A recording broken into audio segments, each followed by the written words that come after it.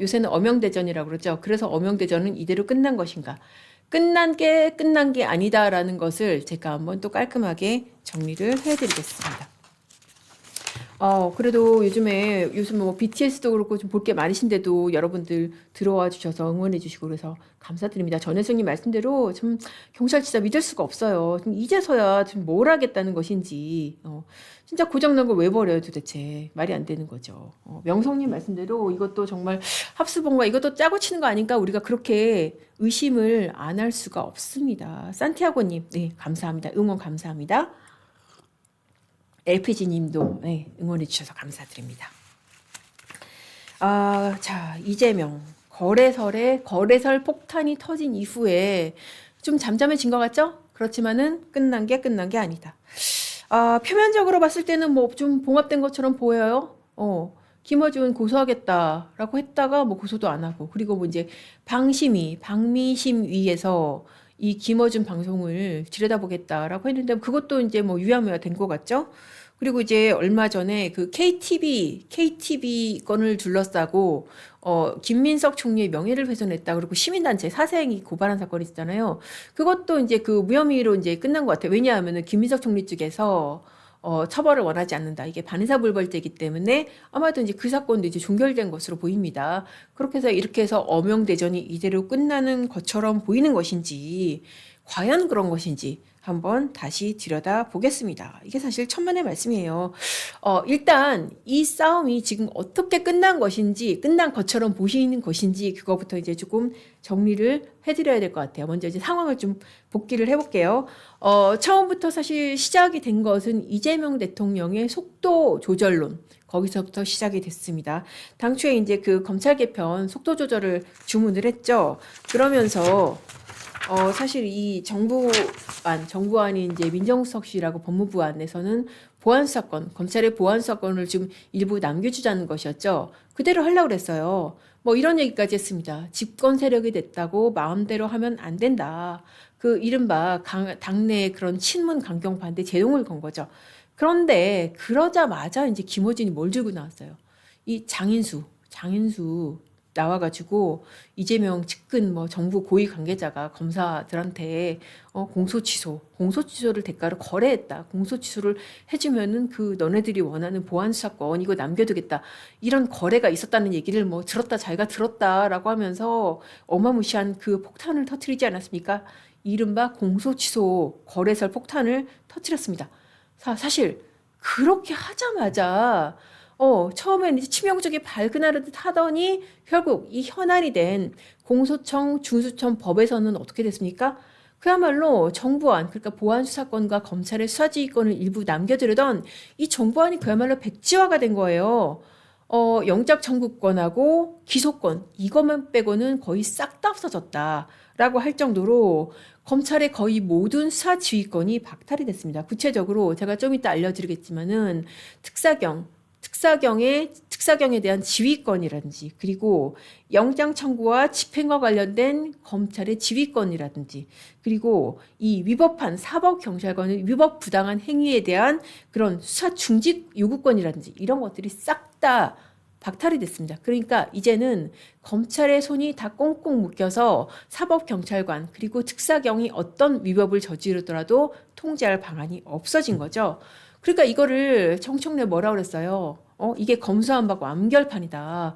그러면서 이거 봉하마을에 가가지고 노무현 전 대통령한테 보고한다 뭐 이렇게 쇼를 하잖아요. 그야말로 검수완박 완결판, 그들이 주장하는 검수완박 완결판이 실현이 된 겁니다. 자, 이거를 뭐 청와대에서는 애써 그렇게 얘기해요. 뭐 대통령이 갈등을 조정한 것이다. 그래도 검찰총장 명칭은 남았다. 그래도 우리가 검사들 신분은 지켜줬다. 그러니까 원래 친문의 주장대로라면은 검사들도 싹 다 자르고 재임용해야 되는데 그건 막았다라고 하는데 이거는 사실 누가 봐도 강경파한테 굴복을 한 거죠. 대통령 굴복한 겁니다. 왜 그러겠어요? 이재명의 약한 고리를 제대로 건드렸기 때문이죠. 뭐다? 바로 공소 취소. 본인의 사법 리스크와 결부된 공소 취소를 제대로 지켜냈기 때문에 김어준 약발이 지금 먹힌 거 아니냐는 거죠. 이건 어떻게 보면은 진짜 목줄을 잡힌 꼴이다. 그러니까는 사실 고발 조치를 놓고 봤을 때도 누구만 고발을 했다?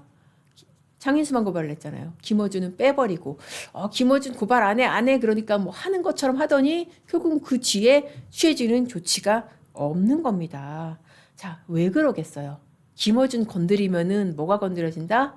공소 취소가 다시 건드려진다. 제가 그 구조에 대해서 과거 사건과의 평행 이론을 들어서 한번 설명을 해 드리겠습니다. 자, 먼저 김어준을 건드리게 되면은 어떻게 되는지 그거를 제가 법적으로 한번 짚어볼게요.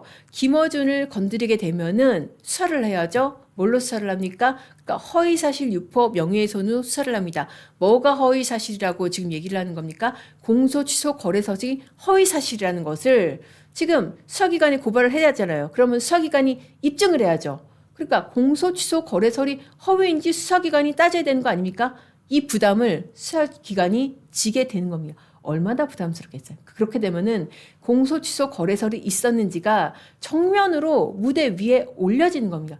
그렇게 되면은 누가 이길까요? 그렇게 되면 누가 더 부담스러울까요? 자, 정확히 이 모양새하고 똑같은 사건이 과거에 있었습니다. 평행 이론이에요. 그러니까 2018년도에 문준영 취업 특혜를 둘러싼 저는 인질극이라고 표현하고 싶은데 그런 사건이 과거에 있었습니다. 이재명 대통령이 이거는 과거에 자기가 그거로 공격을 했던 거예요. 근데 이번에는 어떻게 됐다? 반대로 본인이 당했다. 저는 그렇게 보는데요. 정말 소름 돋는 전술이고 소름 돋는 평행 이론입니다. 자, 2018년도에 이재명 대통령이 경기지사로서 그때 수사 세게 받았어요. 뭐냐면은 여러 가지 수사 받았었습니다. 공직선거법 위반 사건으로 그때 친형 강제 입원 관련해서 뭐 직권남용 그리고 이제 그때 거짓말했다. 친형 강제 입원 안 시켰다라고 거짓말했다. 이것도 수사를 받았고 그때 당시에도 대장동 관련해서 5,500억 이거 내가 내 업적이다라는 그 부분도 거짓말이라고 수사를 받았고 그리고 또 뭐도 받았냐면은 김혜경 여사 당시에 이제 이재명 지사의 부인 김혜경 여사가 해경궁 임시 트위터로 그러니까는 악플을 달았다. 이 악플 달았다고 의심받은 악플 중에 어떤 것이 있었냐? 바로 문준용 그러니까는 당시에 문재인 정권이었잖아요. 문 대통령의 아들인 문준용 씨가 특혜 취업을 했다라는 그런 악플을 당시 김혜경 여사가 달았다라는 의혹이 있는데 야 이거를 어떻게 했다? 경찰이 이거를 진짜 어떻게 보면은 경찰이 지금 그러니까 요즘 말로 넌씨눈이라고 그러죠. 그러니까 선을 넘은 거예요. 이거 눈치도 없이 이거를 갖다가 기소 의견으로 송치를 한 것입니다. 자, 이렇게 되면 어떻게 돼요? 그러니까 자, 정리를 할게요. 그러니까 김혜경 당시에 해경궁 김 씨라는 이런 필명으로 그러니까는 현직 대통령 아들인 문진용 씨가 취업 특혜 의혹이 있다라고 그렇게 달았다라고 이거를 만약에 경찰이 이거를 유죄 혐의로 만약에 송치를 하잖아요. 만약에 이게 법정으로 올라가잖아요. 아니면 최소한 검찰 수사 단계로 가잖아요. 그럼 어떻게 돼요? 현직 대통령의 아들의 취업 특혜 의혹이 정말 그야말로 그냥 올려지는 거잖아요. 그러니까 당시에 이재명 지사가 이거를 갖다가 제대로 정말 목덜미를 잡았습니다. 자, 뭐라 그랬냐?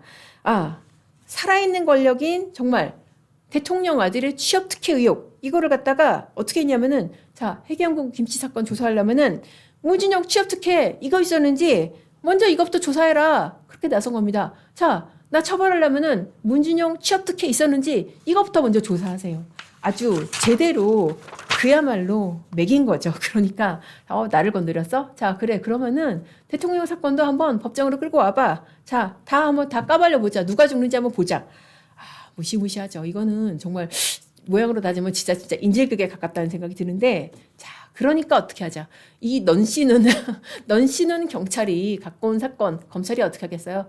불기소합니다. 이거 어떻게 이거를 갖다 기소를 하겠어요. 이거 법정으로 올려가지고 현직 대통령 아들이 정말 취업 특혜가 있었는지 이거 따져본다? 이거 못하는 거죠. 그러니까 이재명의 한 수가 정말 그야말로 제대로 먹힌 겁니다. 그러니까 그때 당시에 이재명 경기지사가 던진 이 한 수 이거를 갖다가 사실 전술학적으로는 이렇게 얘기를 해요. 상호 확증 파괴. 이게 뭐냐면은 서로 공격하면은 둘 다 치명적으로 다 죽는 거예요. 그러니까 쉽게 말하면은 너 죽고 나 죽자. 그래? 너 이거 들고 왔어? 나 이거 꺼낼게. 그럼 너 죽고 나 죽자. 누가 죽는지 한번 보자. 이런 거죠. 이거를 이번에 누가 시전했다? 저는 김어준이 시전했다고 봅니다. 야, 이거 공소 취소. 야, 그래 너네 뭐 직거래 때문에 그래 어디 한번 고발해봐. 그러면 내가 무고죄로 너네를 걸 테니까 그러면 뭐가 올라간다? 공소 취소 뒷거래가 있었는지가 정면으로 사법의 테이블에 올라간다. 그러니까 이재명 대통령이 자기도 해봤잖아요. 자기도 해봤으니까 아니까 그래 알았어. 이러고 지금 목줄이 달려있는 상황에서 민주당 강경파들의 주장을 다 수용을 해가지고 결국은 완전한 그들이 바라는 소위 완전한 검찰개혁, 검수완박의 판을 만들어준 게 아닐까 저는 그렇게 해석이 됩니다. 자, 근데 그러면은 장인수는 어떻게 되는데? 장인수 고발됐잖아. 자, 그거 어떻게 될까요? 장인수는 과연 제대로 수사해서 진실을 규명할 수가 있을까요? 저는 아니라고 봅니다. 장인수 건도 언젠가는 흐지부지 된다. 왜? 장인수 수사하려면 어떻게 해야 돼요? 마찬가지로 공소 취소 거래설이 정말 사실인지 이거를 규명을 해야 돼요. 하겠습니까? 이게 장인수는 어쨌든 간에 유튜버고 뭐 과거에 기자 신분이고 이렇게 되면은 뭐 저는 이렇게 넘어갈 것 같아요. 이거 사실이라고 믿을 만한 그런 뭐 명백한 이유가 있었다. 그럴듯한 이유가 있었다. 이런 식으로 얘기를 하고 그거를 은근슬쩍 받아주고 뭐 이런 식으로 넘어가지 않을까. 이것까지 검찰 경찰이 받아서 올리기는 굉장히 부담스러울 것이다. 장인수라고 가만히 있겠어요? 가만히 안 있죠. 그러니까 이거는 정말 뒷덜미를 정말 제대로 잡은 것이다. 그런 생각이 듭니다.